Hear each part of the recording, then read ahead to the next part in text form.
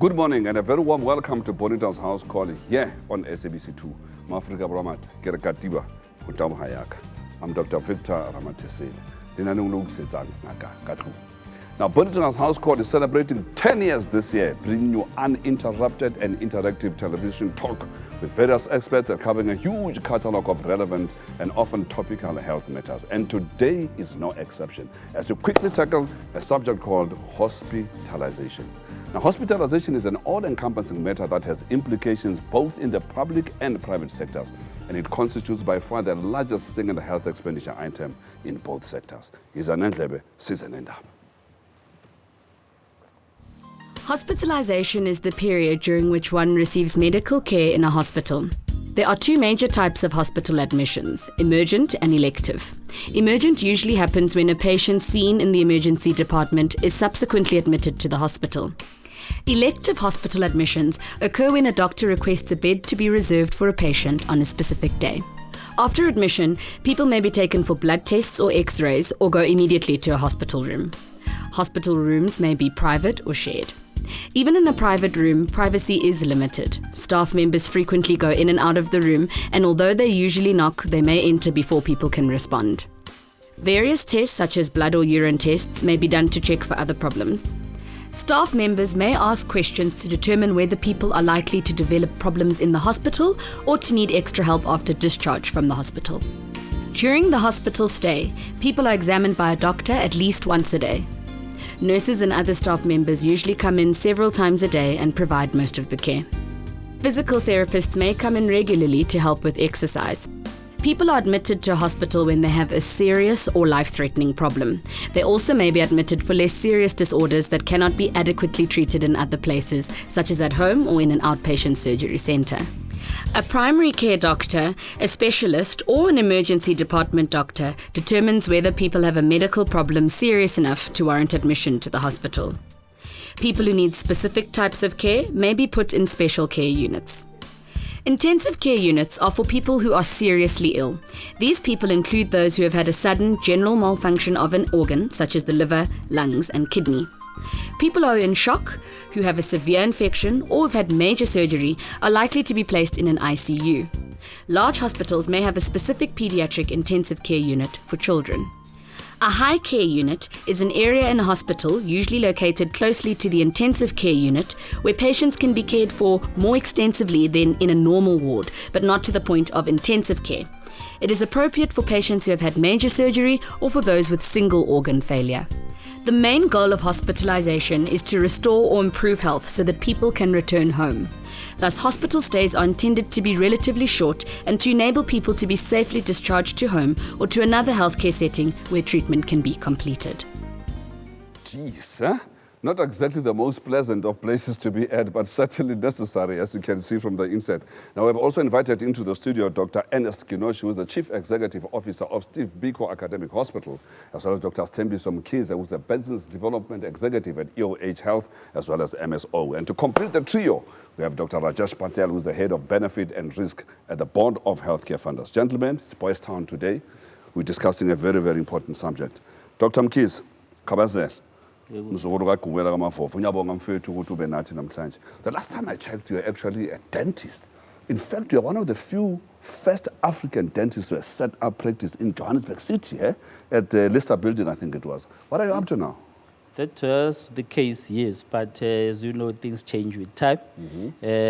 Thanks for inviting me here so that at least I can engage on what I do now. I'm now with MSO, which is a healthcare risk management company. Basically, what we do, we manage the risk on behalf of the funders, whether it's insurance companies, it's medical aids, all those who fund healthcare. So I'm now an executive and involved with the risk management company. So insofar as hospitalization is concerned, what do you do exactly? That's actually our area of specialty as EOH and MSO. We focus specifically on risk management for hospitalization. As you know, especially in the private sector, most people who end up in hospital are paid for by the medical aid schemes or by the insurance companies or by any of the Road hospital plans. accident fund or workman compensation, those kind of things? That's true. Those, in addition to the conventional ones that we know, road accident fund also pays for hospitalization. Compensation fund also pay for hospitalization. But our role is not necessarily to fund hospitalization, but is to manage the risk that those who fund hospitalization go through. You actually don't want patients to go into hospital, in other words, That's unless actually, it is absolutely necessary. that's actually not a precise explanation. We do want people to go to hospital, but provided they're going to the right hospital for the right care at the cost-effective price. And by the right doctor, by the way. Eh? And by the right doctor. Dr. Kinosh, now you work at one of South Africa's bigger hospitals, still Biko Academic. And in fact, our own Minister of Health, when he's got any health issue, he goes straight into that hospital. He doesn't go to these hospitals that Dr. Patel and Dr. Mkhize spend most of their money on, who are the private hospitals. But anyway, let's talk about who makes the decision that the patient is going to be admitted into hospital. Thank you very much. The decision for hospitalization is made specifically by the treating doctor. Okay. So it's a clinical decision, and it's made by the doctor. Whether it's a specialist, it could be a medical officer, and as managers, we respect that, and we make sure that the patient is given the best care whilst the patient is away from home, away from the family, and is getting the best treatment. And we should make sure that the patient goes home, gets well, and goes home in the soonest, as soon as possible. Now, in the public sector, and this is often confusing, you have various levels of hospitals, and all of which will admit or treat certain types of patients. Yeah. Before I ask Dr. Rajesh Patel what I've brought him here for, do you want to explain exactly how these levels work? Yeah, Dr. Ramathesele, we've got district hospitals. That's the one, let me say, where they're usually closest to the community.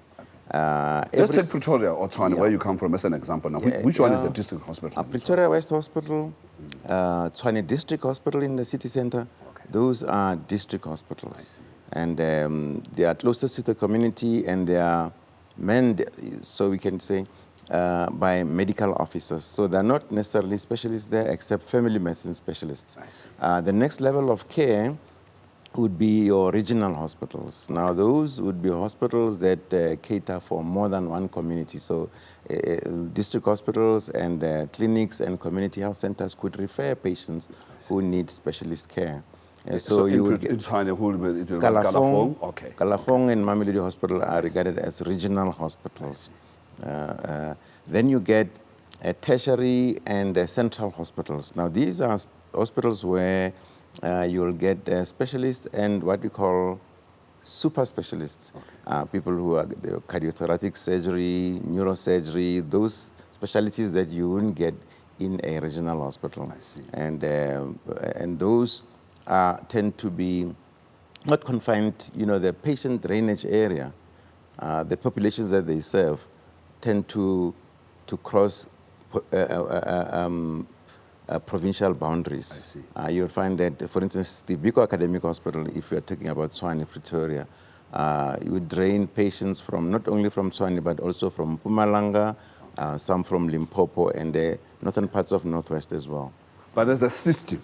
Yeah. You got to start at the one that is closest to you, Yes. and then you get referred to the others as and when the doctors deem it necessary. Exactly, according to the seriousness of your illness or your injuries. Now, in the olden days, if you had a headache or a toothache, you could walk straight into Baragwanath Hospital. But now it's changed names, it's Chris Hani Baragwanath, and it doesn't take patients off the street. Now, what level is Baragwanath exactly? Chris Hani Bara is a central hospital. I see. And there are 10 such hospitals. So Chris Hani Baragwanath Hospital is one of the 10 in the country. And these are national assets. They treat patients beyond just provincial borders. And they're also academic in nature, in other words, where nurses, medical students, and specialists are being Exactly, they are associated with medical schools of universities. And so they're teaching hospitals. It's a teaching platforms for health professionals, as you said, allied health, doctors, nurses, and so on. Interesting. Allied health worker, we often forget that. Now, those are your physiotherapists, your nutritionists, your dietitians, your biokineticians, and everybody like that. Exactly. Dr. Patel. It's a pity. I tried to get your friends here from the Hospitalisation of South Africa, and we made many attempts over a 2-week period.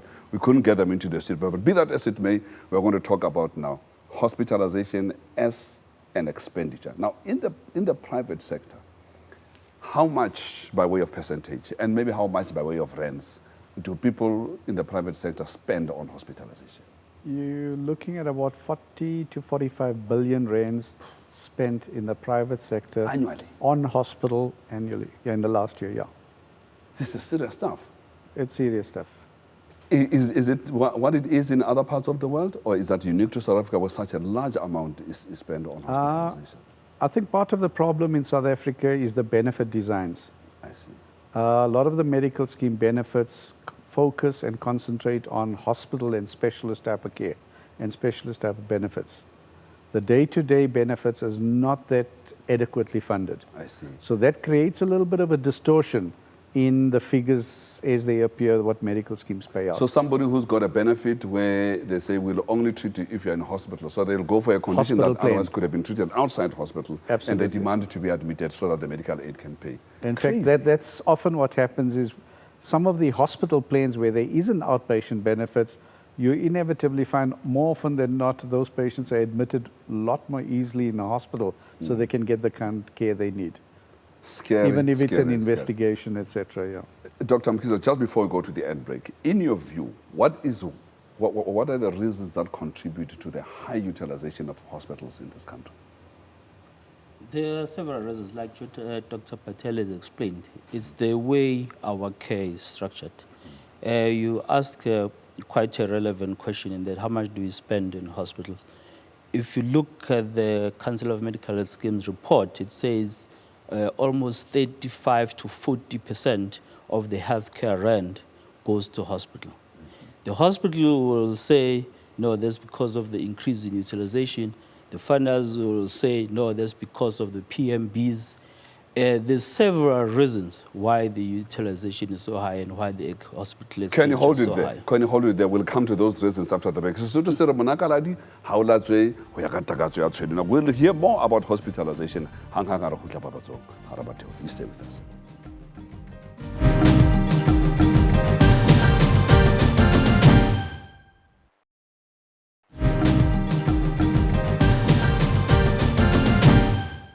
Mzakaba awufikanga ugarelekile ke sibamba ngazimbili ke futhi sihlabela mgama ke ngalodlwa nodlebe ke namadoda anobuchule nengcukaca esithe veshe ngalomba ke ngokungeniswa esibhedlele hospitalization ngolasemzini. Now let's hear about what a typical medical scheme says about this particular matter of hospitalization. Let's watch. The cost of hospitalization accounts for about 43% of Bonitas' total cost, with an average cost per admission of 22,523 in 2014. This is about 8% more than in the previous year. The admission rate per 1,000 members was 249 in 2014. This represents an increase of 2% over the previous year. The major health conditions driving hospital costs for Bonitas are pneumonia, maternity-related events, especially cesarean sections, neonatal care, coronary artery procedures, spinal joint surgery, and chronic diseases such as diabetes. Bonitas minimizes hospital costs by excluding certain procedures, such as cosmetic surgery, through benefit design and through case management. While a patient is in hospital, our case managers also get involved when it is necessary. For example, when the hospital stay is extended or additional procedures or drugs are requested. Bonitas also has a strong focus on coordinating care to minimize the risk of fragmented care both in hospital and after the patient is discharged. We achieve this by alerting the patient's family practitioner as well as health coaching and sending patients educational material. Hospital costs are a major driver of medical aid contribution increases. I would therefore advise members to avoid unnecessary hospitalization by making healthy lifestyle choices and by managing any chronic illness you may have through your doctor. To be healthy, eat a balanced diet, exercise regularly, don't smoke, and limit your alcohol consumption. If you have a chronic illness, comply with any chronic medication that you have been prescribed by your doctor and have regular follow-up consultation. Ensure hospitalization is absolutely necessary. Most cesarean sections, for example, are unnecessary and are carried out for non-medical reasons, such as convenience. This not only wastes benefits, but is also poor medical practice and should be avoided. Nakho-ke uyibekele into ke bandla udokotela omkhulu. Now let's go back to unpack Dr. Patel, if you wish. Dr. Mkhize laid the ground on what we at this day and age find to be the factors that are fueling this high expenditure in hospitalization. Obviously, there are factors on the supply side and there are factors on the demand side. Do you want to take us quickly through that? When people talk about demand and supply side, these are just economic terms that are used out there. Demand side means there's a legitimate clinical reason for people need to be admitted to hospital. Often they've got the diseases, the illnesses, etc., that warrant hospitalization.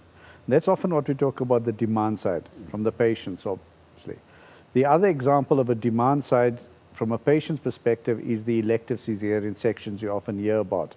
People don't want to go through normal labor, they prefer to deliver by cesarean section. So that's a different type of demand which is consumer driven. The other demand is often driven as a consequence of the disease you have. The supplier side admissions is often determined by the doctor as a matter of either choice, convenience, or for whatever other reason. A typical example, one of the recent data results that came out in the health funding industry, 13.5% of all newborn babies are admitted into an ICU. That's Now, one of the data... Often needlessly, you mean? Well, what we have done as a measure is to see how many newborn babies are born less than 2.5 kilos, which we know it's not that bad. And it's 2.5%, 3%. Okay. So that shows that there is a disjuncture between being born diseases. in that weight span will be a good reason for a child to go into... In fact, very small ones. Even 2.5 is a little big for an ICU type of thing. So there's a huge disjuncture between potential disease burden and what we see as admissions into ICU. And there must be some other explanation other than disease that results in going into ICU. It could be some of the explanations forwarded in the past was the nursing in the ward, the doctors are not necessarily happy with, so they escalate it into high care or an ICU type of admissions.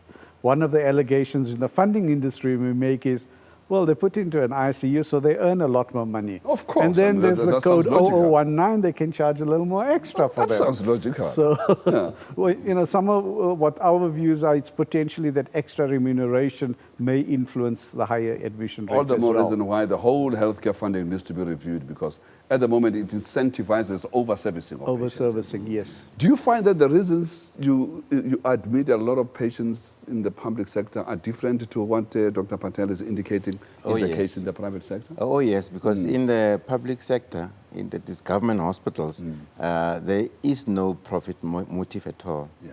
Actually, even the fee that is charged is not a recovery fee. So we don't, government does not recover all the costs that it incurs in treating a patient. Because of the indigent nature of the exactly. majority of the people that get seen in the it's just a nominal fee. For instance, for an outpatient visit to a central hospital, the lowest fee is 40 rands. 40 rand per visit, yes. Well, there's financial classification according to your household income. So, you know, they would ask you how much you earn, how much the man in the house earns, the mother earns. So there's a means test. And then they will say either you are H1, H2, H3. H1 pays 40 rands, H2 will pay 120 rands per visit to a specialist outpatient clinic.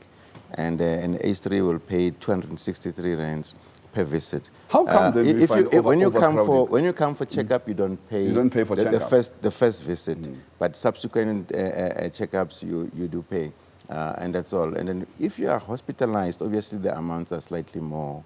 And so for an H1, hospitalization is just over 250, and for H2. And you remember, these are according to your household income. It's about 750 per month.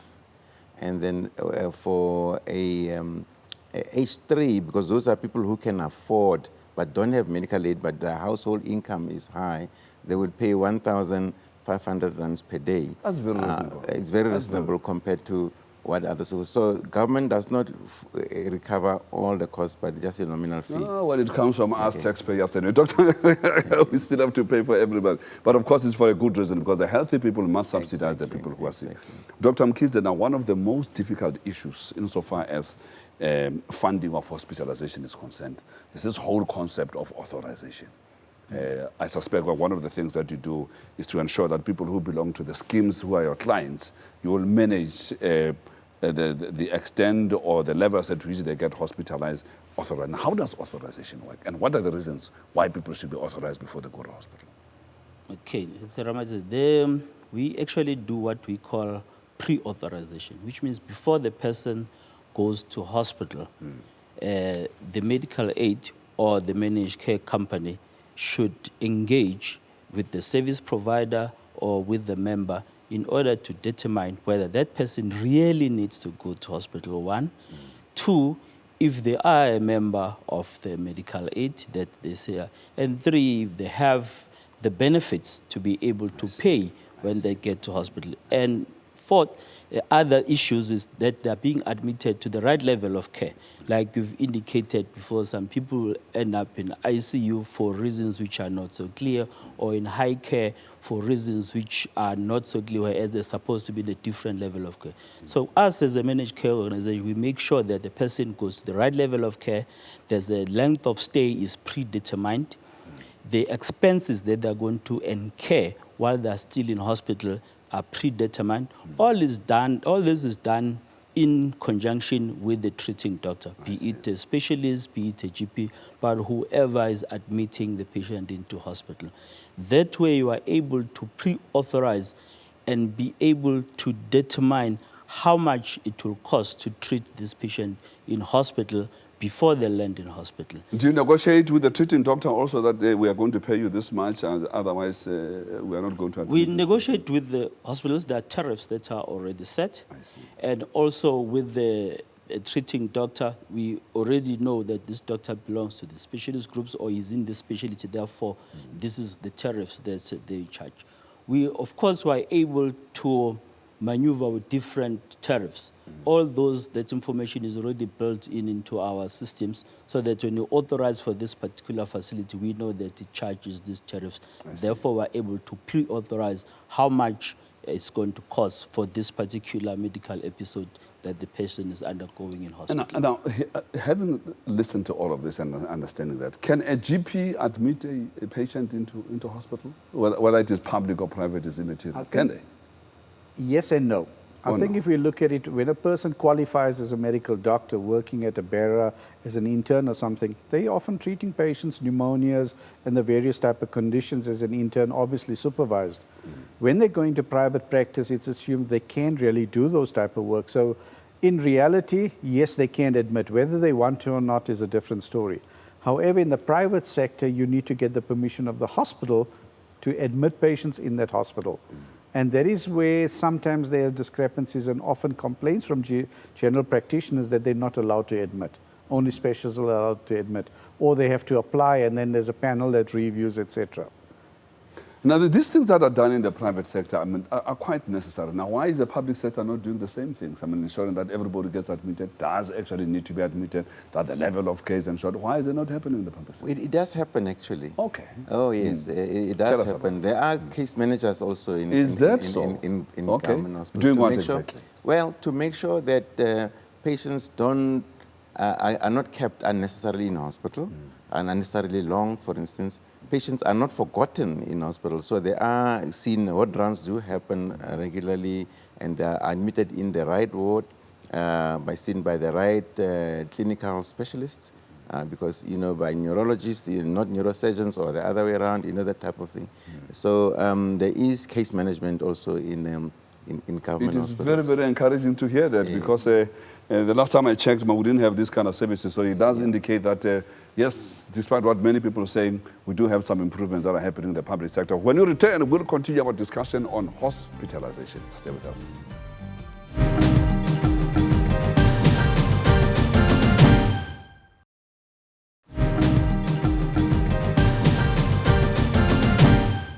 Welcome back. You're watching Bonitas House Call here on SABC2. And today we're discussing hospitalization. Let us hear now and see what happens in those people who get to hospital and they are gravely ill. Let's watch.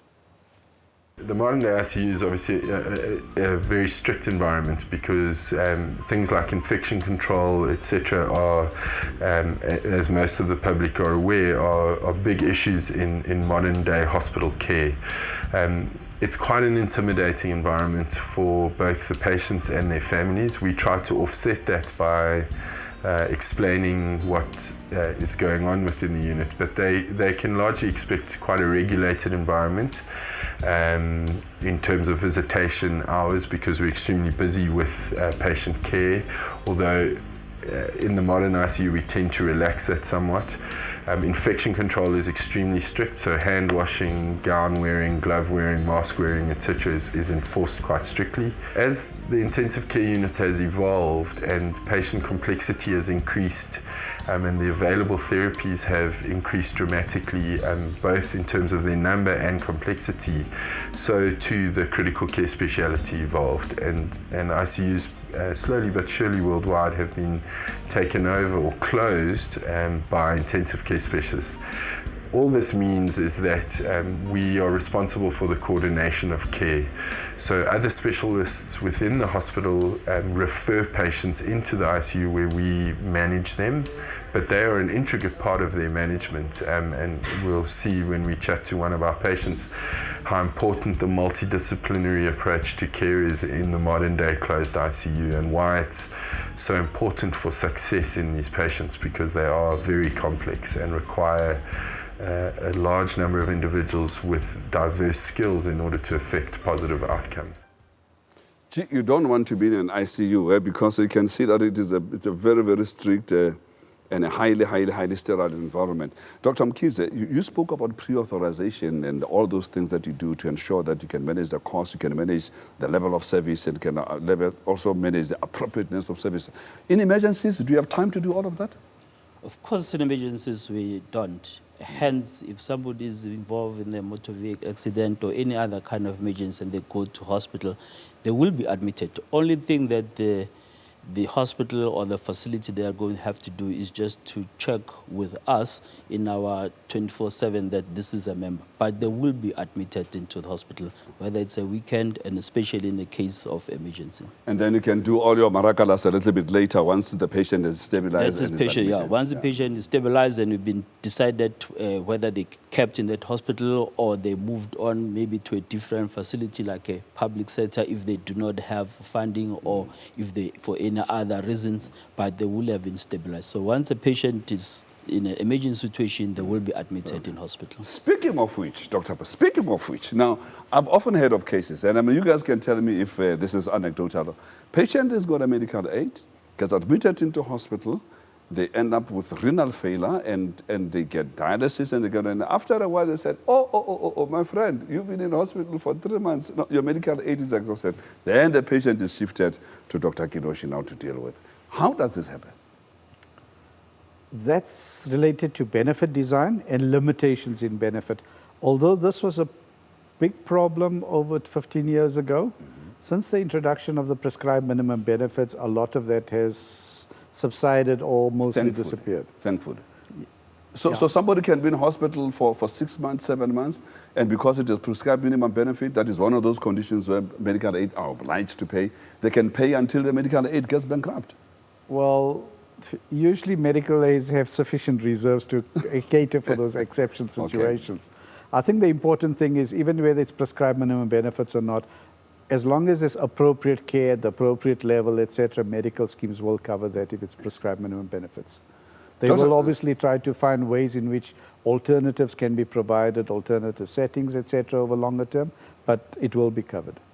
Dr. Kinosh, in that vein, can you tell us more about your step-down facilities? I know here in Gauteng there is one where you find patients coming to Krisani Baragwana, so they come into Charlotte Maxeke when they're in an acute form, say a patient who's got a stroke.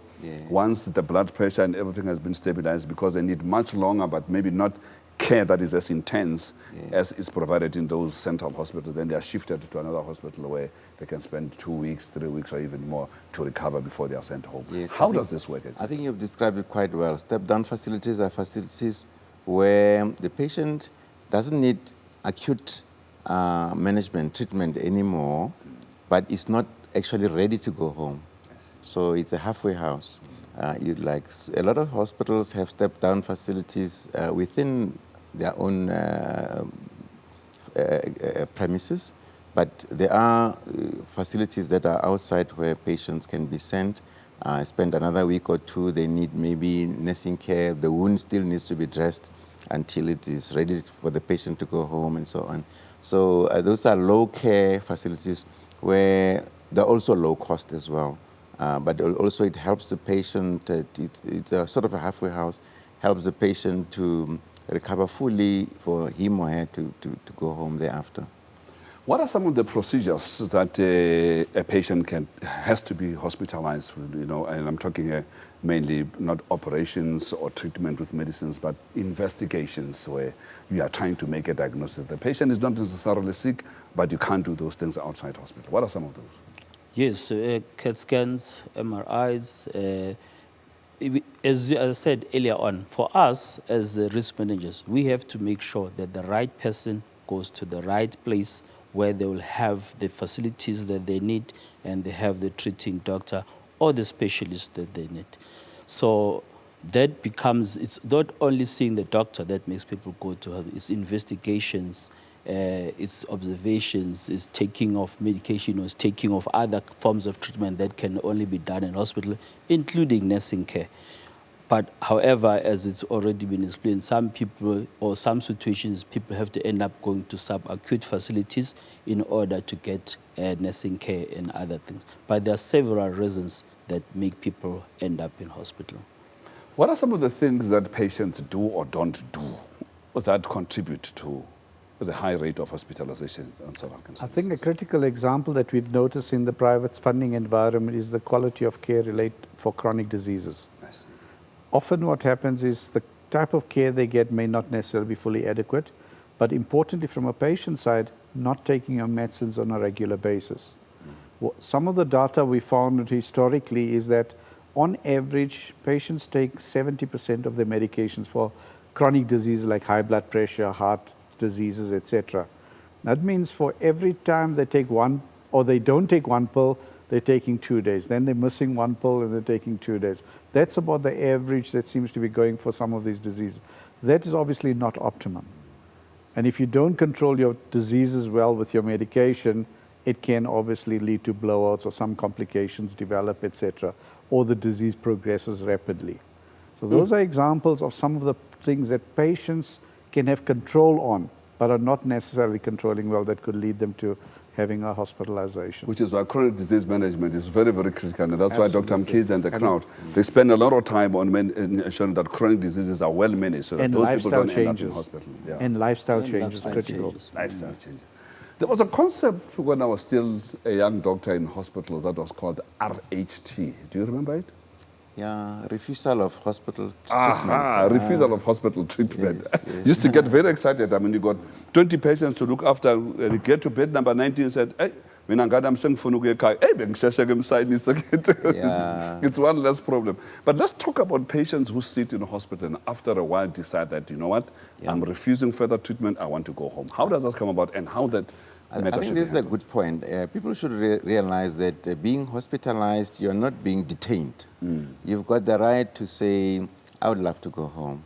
And even if you say, I would love to go home for a day or two to go and sort out my bills or do that. Or you are allowed to do that? You are allowed to do that. Okay. But then some people run away because they think that if they ask for permission, and that is very dangerous because they could run away when they are not ready to go home or not with the right medication or something like that.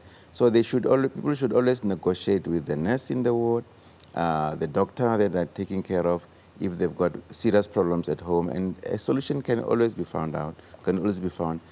In extreme cases where people are angry with their treating professionals for whatever reason, and they quarrel with the doctor or quarrel with the nurse, then they just want to go home and despite the advice from the doctors that you are too sick to go home. In that case, the doctors or the nurses, the professionals will cover themselves by giving you a form where you sign that you are, they call it an RHT form, as you said, your refusal for hospital treatment.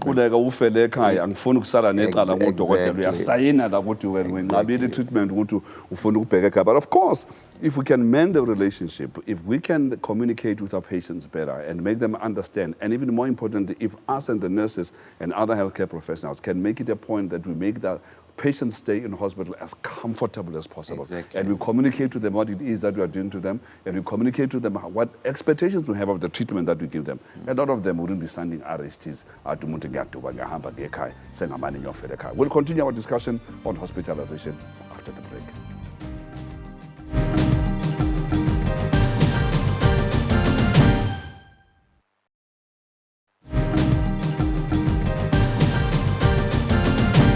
Welcome back. Mwandeso satswela pele ka hlosa letsatsi mona Bonitas house call ho SABC2. Lenaneo le utlwisetsang ngaka ka tlung. Le se le moyeng 10 years kaofela kwana ho SABC2 Africa Borwa. Now let's talk about, can you force a patient to be admitted to hospital? No, you can't. Umuntu ophethe amafofonyana mfethu oshaya abantu yonke indawo. Ngikubona umuntu usebesho ngamarope sebemlethe esibhedlela ucaca ukuthi bamlethe ngenkani. It does happen, but it's not supposed to be like that. It's not supposed to be like that. But does the law give provision to a patient who's a danger to society to be admitted almost by force? I think the important thing is if it's in the interest of that individual to be hospitalized to get treatment, and the individual is not necessarily, say, over 18 years old, etc., there is mechanisms to get permission to admit those children, particularly children, to admit them in hospital. You can also sort of, where you detain individuals, etc., and they need care, you can get treatment as well that way. But getting permission. But there's provision in the law. There's provision in law for those type of things, exactly, yeah. Let's talk about discharge management now. What is it that your organization does in ensuring that when patients get discharged, that they are discharged at the appropriate time first, and that when they do get discharged, they don't come back to hospital after a few days with complications arising from whatever it is that they could have received treatment for?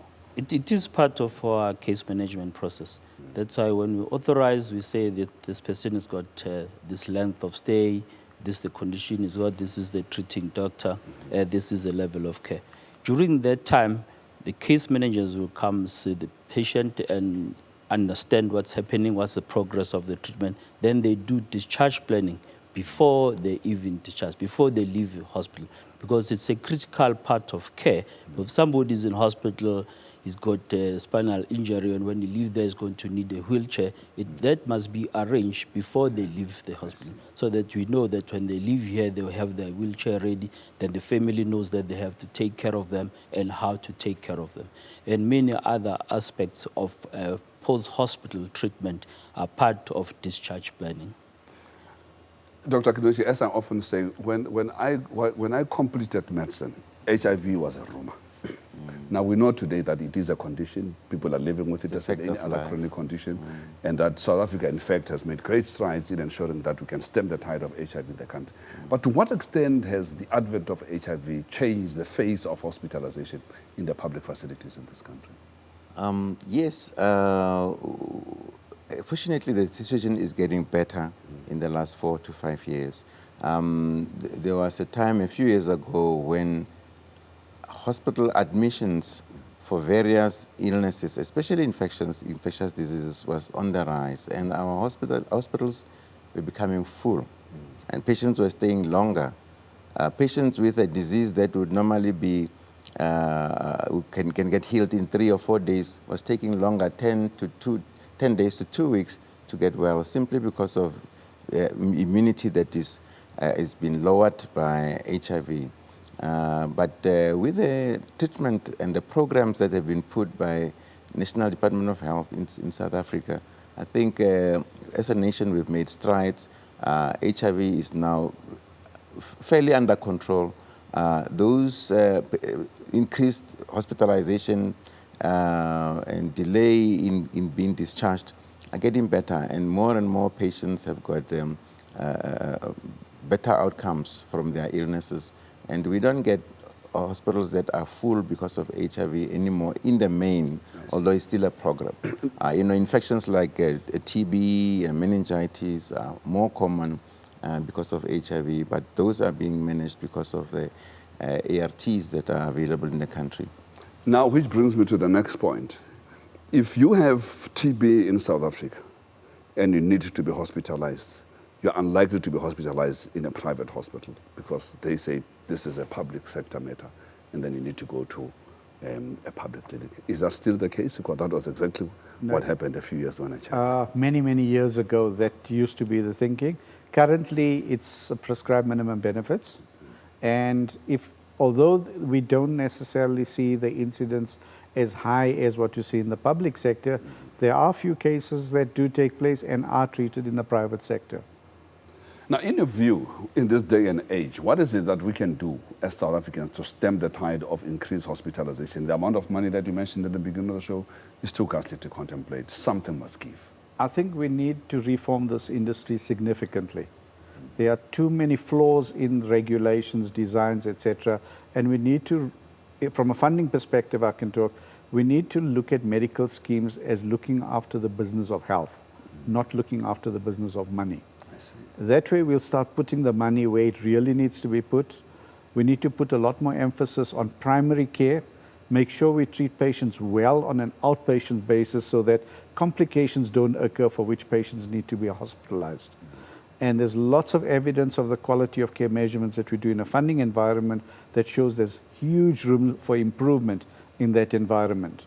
We need to focus a lot more on preventative type of interventions so that people don't, if they do have disease, it's picked up at an early stage, manage early so you don't develop further complications, or if complications develop, it's much later in life, etc. What we also need to do is to change the remuneration structures so that people don't do a lot more services for earning extra amounts in this environment. So we need to look at how we can remunerate professionals at a reasonable level, but to do reasonable level of work as well, not to over-service. So there's a lot that we need to do in the system to restructure, from changing laws to changing benefits, changing the way patients practice, patients taking accountability, and also the exchange of information in this very complex environment is important.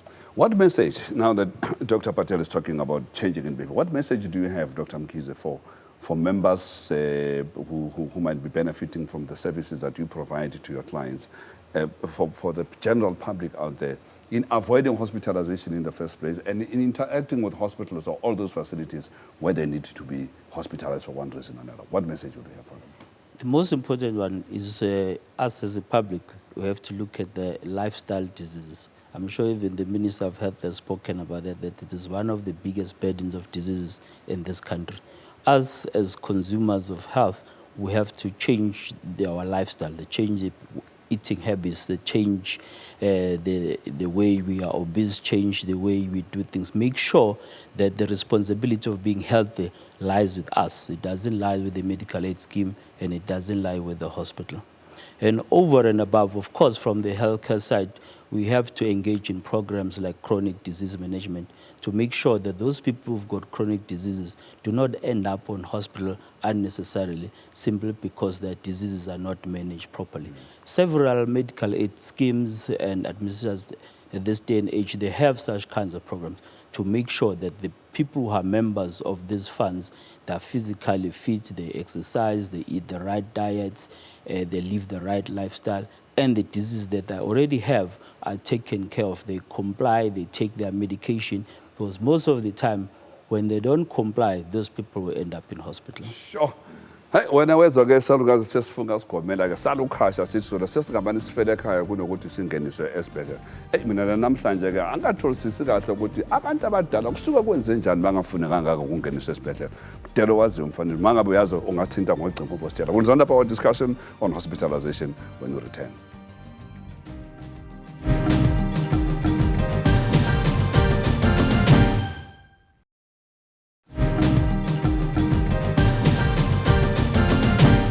You're watching Bonitas House Call here on SABC2 and welcome back. Dr. Kidochi, do you want to answer that question? Why do older people don't want to go to hospital? Why don't they like to go to hospital? It's always a big a task to convince an elderly person to be admitted in a hospital. First of all, it's a strange arrangement, situation. Nobody likes to be in a hospital. And some people feel, old people feel that whenever they are very sick, it means they are going to die, and they will prefer to die at home. Some, of course, some of our people still believe in traditional medicine, so they want to go to a sangoma or something like that. And you know that. Isn't it time that we allow traditional doctors to enter hospitals, especially for those patients who might want to receive treatment from both? Controversial subject. Let's leave it at that. The problem that Dr. Kinoshi has, where I see in newspapers here 80 people who have been discharged from Charlotte McClurg Academic Hospital, but nobody's coming to claim them. They can't even remember how they landed in the hospital. Some of them are mentally deranged. They don't remember who they are in the first place, or even unclaimed bodies of people who unfortunately have to die in hospital. We don't find these problems in the private sector, do we? In the private sector, not that I'm aware of. Yeah. Not that I'm aware of. I know when you and I were interns in hospitals, Christmas time, Easter time, that's when the wards used to get full when people go on holiday. Because everybody says, we want to go on holiday. Someone will look after them, exactly. It is a problem where you find, you know, unidentified people, unidentified bodies. And what message do you want to give to South Africans out there, particularly related to this matter? Yeah, I think it is still a fact that most of the people who go to public hospitals are people who are, you know, of economically not so well off. We have nowhere else to go. Exactly, and they don't have anywhere, or they stay very far distances, and nutrition is better in hospital than at home. You do get that, that situation. There are people who unfortunately still dump their relatives in hospitals, something that I think it's a social problem that we as a community we need to address. And that's why social workers are always in attendance in hospitals, and people should make use of the social work services in our hospitals. All our hospitals have got the social work services. So if you've got a social problem, please voice it and don't keep it to yourself. Yes, and discuss it with the healthcare workers. You will be assisted. Dr. Mkiza, finally now, I do still come across people who are on medical aid, they've been to hospital, this and this was done in the other, and suddenly, with all your pre-authorizations and everything said and done, they still end up with a bill to pay themselves. And some of them, they did not even know that they still owe the hospital. How does that come about, and how can we avoid that in the future? I think that's actually quite an important point, Dr. Ramathesele, in that most of us, or most of it, do not understand the benefits that they buy from the schemes or from the funders. They just look at how much maybe they need to pay, rather than looking at what benefit do they get if they have this particular option. Because most schemes are designed in a particular way, particular option gives you certain benefits for a certain amount, so they could be so sometimes they don't read the rules, and they go to hospital, they get discharged, or at the time of discharge they said, we're not going to let you go home unless you pay such a good. So the message is that you must know your benefits, you must know what your benefit, give you, and then before you go to hospital, also make it your trouble, or also make it your business as a patient. I think it should also be the business of schemes to educate people that this is a product, especially the brokers and the advisors, the financial advisors, that when we sell you this product, this is how it functions. There will be co-payments, there will be limitations. For hospitals, allows you this much. For medicine, it allows you this much. Okay. So that as an individual, you're able to plan and budget that if I do this, don't end up out of pocket. That you don't end up out of pocket. Dr. Kinoshi, Chief Executive Officer of Steve Biko Academic Hospital, Dr. Stembiso Innocent Mkhize. Thank you very much for joining us from EOH Health and MSO, and Dr. Rajesh Patel from the Board of Healthcare Funders. Thank you very much, gentlemen. I think you have enlightened us today about what matters hospitalization are all about. We'll be back next Saturday with the challenges of managing tuberculosis. So don't miss it here on SABC2 at 8:30 in the morning. Tato Hailiamren. Thanks for joining us today. And for me, Dr. Victor Ramathesele, Ke mchane michicha, ke mchane maswati, ke na bane setla, mutengwa mletsana. You take care.